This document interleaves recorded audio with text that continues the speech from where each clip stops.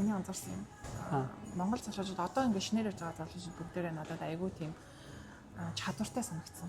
Англи хэлэн сайн.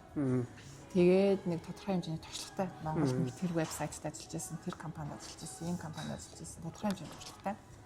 Тэгээд энэ нэрэнгуутаа ерөөсөө л бүх юм нөгөө нэг тэр юмнууд ингээл хайцсан. Тэгэл тэр баг ингээл хогийн санд хайцсан юм шиг л тэрнийг өөрчлөхгүй тэгдэг байхгүй юу. Тэгэл ингээд юм яриа сууж байгаа чинь би MCS-та тэр төсөл дээр нь 2 сар ажилласан шүү дээ тэнгод. Өө тийм үү яадаг төслөөс ингээл те. Аль янгаж амар сонирхолтой юм хийсэн байгаа байхгүй юу. Тэг чи тэрийг яагаад CV-н дээр тавиаг вэ тэнгод. Тэг чинь хамаагүй шүү дээ. Энд чинь хамаагүй байхгүй. Тийм юм байхгүй. Энд чинь хамаагүй гэсэн байхгүй. Одоо бүх юм глобал болсон. Монгол ямар вебсайтад ажиллаж байсан, ямар project төсөл дээр ажиллаж байсан тэр болгоныгоо CV-н дээр тавиад өөрөөх нь хийжсэн юм энэ чинь өөрчлөх хэрэгтэй. Шал ондоо хэлээр араад бүх юм өөр гэж ойлгодог. Гэтэл цахим бол ерөөсөл глобал шүү дээ. Ямар тэнцээ вебсайт хийнү, энэ чинь вебсайт хийнү ялгаагүй.